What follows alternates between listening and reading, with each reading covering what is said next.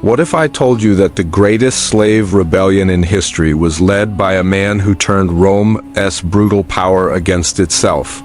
Picture the vast stretch of Italy where 6,000 wooden crosses stood as grim sentinels, each bearing the bodies of slaves who dared to dream of freedom. But on this fateful day, everything hangs in the balance. Enclosed in the toe of Italy, Spartacus and his army faced three powerful legions led by Marcus Licinius Crassus, a man known not for his valor, but for his treachery and greed. With no hope of escape, Spartacus knows they must fight, but this battle will be unlike any before. As the sun rises, he delivers a speech that rises beyond mere words. It's a proclamation of dignity against oppression. In a final act of defiance, he slays his horse as a symbol of their all-or-nothing fight for freedom. What unfolds next is a desperate clash of fury, passion, and blood, an explosive encounter that will redefine what it means to resist, even in the face of insurmountable odds.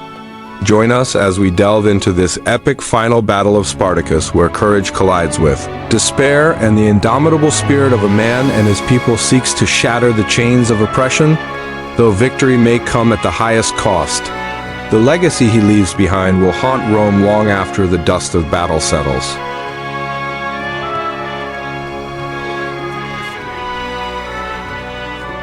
"6,000 crosses, not an execution, but a message carved into the spine of Italy for over 200 kilometers from Capua to Rome. Asterisk every 40 meters. Another body, another slave who dared to dream of freedom. This wasn't justice. It was Rome's grim response to the question, what happens when you make the Republic bleed? At the heart of this rebellion was Spartacus, a Thracian gladiator who dared to do what many deemed impossible. But now, on the final day of this legendary struggle, Spartacus knows that the tide has turned. After the bloodshed that lies ahead, Rome will not simply kill his men. They will crucify 6,000 of them, torturing them for days and leaving them rotting along the Appian Way as a dire warning. Yet, amidst that impending doom, one thing stands apart from the rest. Spartacus's body will never be found. The man who terrified the Republic will die free. Rome will never parade his corpse through the streets, that final insult to their power haunting them forever. Asterisk 18 hours before dawn asterisk, Spartacus and his army find themselves trapped in the toe of Italy. Behind them lies the unyielding sea with no ships and no escape. In front of them stand three Roman armies, totaling 40,000 legionaries. This is the largest force Rome has assembled in decades. Leading them is Marcus Licinius Crassus, the richest man in Rome, a man who bought his way to fame and glory, now aiming to solidify his legacy by eliminating the slave who dared to challenge the Republic.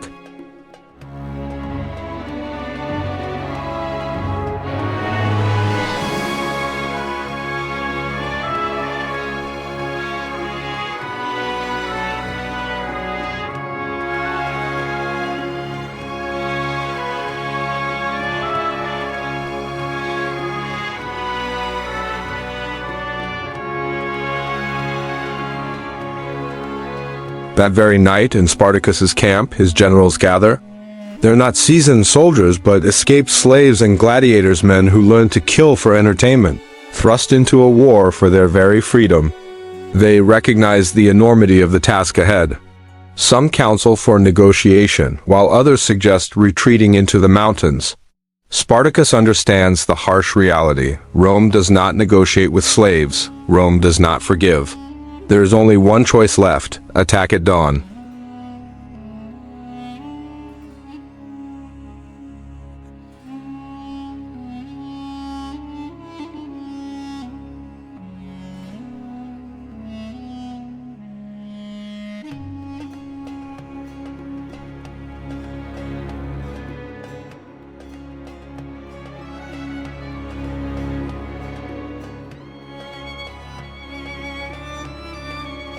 Crassus eagerly accepts.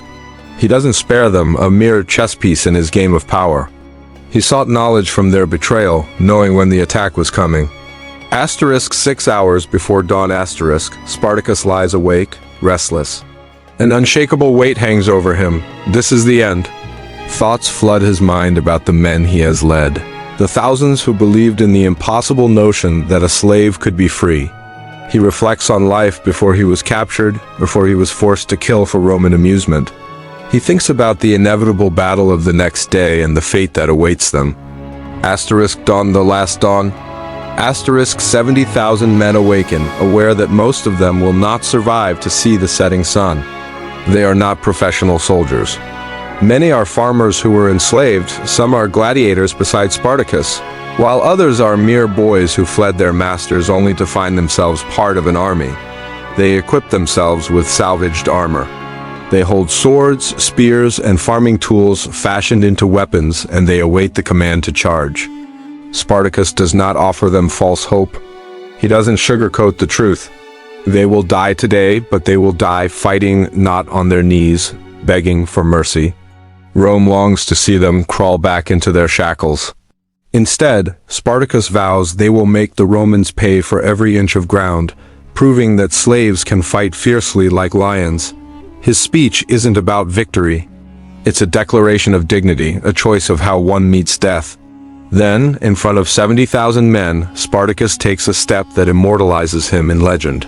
He dismounts, draws his sword, and kills his horse on the spot.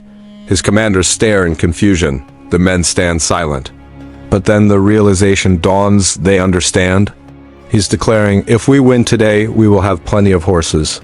If we lose, I won't require one. It is a pledge of no retreat, little escape, only forward or death. Across the field, Roman legions await, perfectly disciplined and trained to stand in formation, locked shields, ready to kill efficiently.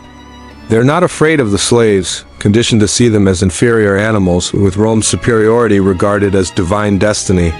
Yet what they fail to comprehend is that some of these so-called slaves have faced death in the gladiatorial arena for years. They are about to learn a harsh lesson. Crassus observes from a hill, shielded and safe, already planning his triumph in Rome, that grand parade, that resounding speech to the Senate, all the glory that will come with it. In his eyes, this battle is a foregone conclusion. 40,000 trained legionaries against a disorganized horde of slaves should spell inevitable slaughter. What he doesn't realize is that Spartacus doesn't plan to oppose his army. He intends to take down Crassus himself. As dawn breaks, Spartacus's army charges, a wave of fury and ragged desperation. They rush forward, not in disciplined lines, but like a chaotic tsunami of rage. The ground shakes under the weight of 70,000 voices crying out in fury, all directed at one singular objective. The two armies collide with a sound that would resound throughout history, reminiscent of the earth itself cracking apart. In those first moments, Roman discipline begins to disintegrate. The front lines try to hold, but the slave army crashes into them with a ferocity drawn from desperation. These aren't mere mercenaries fighting for pay. They burn with the overwhelming desire to escape their chains, even if it means dying in battle. Gladiators pounce, driving spears through Roman throats as Romans retaliate with lethal intent. The air becomes thick with the sounds of combat screams of pain, the clash of steel, and the cries of men slipping in blood and mud. This isn't simply a battle. It's a mutual slaughter. Spartacus fights like a man possessed. His purpose is singular. He isn't merely fighting for survival, he fights to reach Crassus. He slashes through his foes like wheat, his gladiatorial training flooding back to him as the muscle memory of kill or die propels him forward.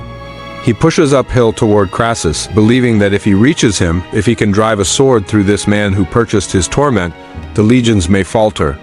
But as he drives onward, the Roman numbers and their rigorous training begin to tilt the battle. The Romans refuse to break. They stand resolute, pushing back against their opponents.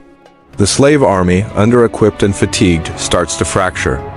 What began as a crushing wave now transforms into a desperate last stand. Bodies fall by the hundreds. The ground becomes a tapestry of carnage as Spartacus fights to continue moving forward, ever closer to Crassus. Suddenly, a Roman spear strikes him in the thigh. Pain courses through him, blinding him, yet he fights against it, ripping it free and watching his blood pour down his leg. He refuses to yield. He props himself against his shield, silencing the Roman who wounded him, and continues onward. Spurred by a desperate urge to confront Crassus, the man whose greed set this war into motion. With only a handful of his bravest fighters left, Spartacus makes one final push. They wade through the chaos, cutting and stabbing amidst the fray, dying as they fight. One by one, his men fall around him from arrows, swords, and spears, yet Spartacus presses on, propelled by rage and purpose. He's so close to Crassus now that he can see the man's face, the fear slowly creeping into the Romanesque eyes as this blood-soaked gladiator limps toward him like a specter of vengeance. For a fleeting moment, Spartacus draws within reach. The scent of blood fills the air. He knows salvation in a manner. It lies just beyond the Roman guards assembled like living barricades. As he surges forward, striking down 2, 3 of the guards, their numbers swell, and he soon finds himself overwhelmed.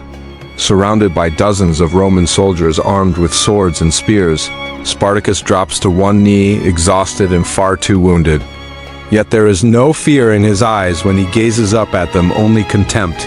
He spits blood defiantly, raising his sword one final time, a fierce declaration against despair and surrender. But then they descend upon him, dozens of Roman swords hacking and stabbing at him, a frenzy of blows that blots him out from existence. Within a chaotic moment, 20, 30, 40 wounds are inflicted. They don't stop their assault until his body is unrecognizable, a once great warrior reduced to a nameless heap on the battlefield. The greatest slave rebellion in Roman history, born from dreams of freedom, bleeds out in the Italian mud, leaving nothing behind but echoes of defiance. But here is what Rome did not anticipate. In the chaos of battle, amid the mass of fallen bodies, Spartacus's corpse mysteriously disappears. Perhaps his loyal men dragged it away to a hidden place. Perhaps they cremated it or buried it in secret. Whatever the truth, Rome never finds it. Crassus sweeps across the field, searching desperately. He desires that body, that symbol of his conquest, that trophy to parade in victory. But as he flips over corpse after corpse, fury builds in his chest. He wants one face, Spartan as their hero. With the battlefield now still, the battle is over. 70,000 slaves marched into this field. Only perhaps 6,000 remain alive. The rest are dead or dying beneath the crimson sky. Moving through the scattering of corpses, Roman soldiers show no mercy. They execute the wounded with ruthless efficiency. This is not justice, this is extermination. As the slave army that instilled terror into Rome for 2 years implodes in mere hours, Crassus strides through the devastation, searching for that one body. When his officers bring incorrect corpses, his frustration mounts. This is what he desires most, the concrete proof of his exceptional victory, the laurel he wants to present to Rome. But miraculously, that body is simply gone.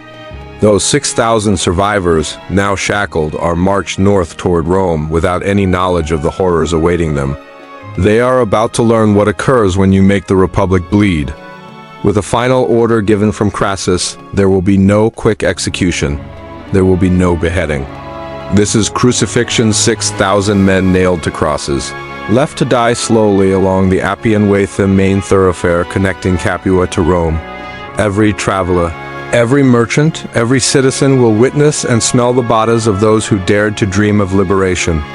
Asterisk, remember, this is not merely justice. Asterisk, it is Rome's definitive answer to rebellion, a message carved into the heart of Italy. They nail them to the crosses one by one, the process cold and industrial, the efficient implementation of torture rooted in Roman engineering. Some men don't last long. Shock or blood loss claims them swiftly lucky men. Most take hours, even days. The slow embrace of death is agonizing and excruciating. Thus, 6,000 crosses emerge on the landscape, silent witnesses to the powerful defiance of men who viscerally sought freedom. In their memory, Spartacus's spirit lingers, a ghost that will haunt the annals of Roman history, for he inspired a rebellion so potent that it rattled the foundations of an empire. The man who terrified the Republic, the gladiator born from nothing, died among the chaos of battle, leaving behind a legacy that persisted long after the last cross stood tall. Asterisk, as the sun sets along the Appian Way, asterisk, Spartacus' name would echo through the ages. Not merely a footnote in history, but a resounding cry for freedom, a call to arms for those who would rise against oppression in any time and place. The shadows of those 6,000 crosses will loom large in history, A stark reminder that the fight for freedom, no matter how desperate, will always leave an indelible mark against tyranny. He may have been gone, but his spirit endured, forever intertwining with the very essence of rebellion and the pursuit of liberty.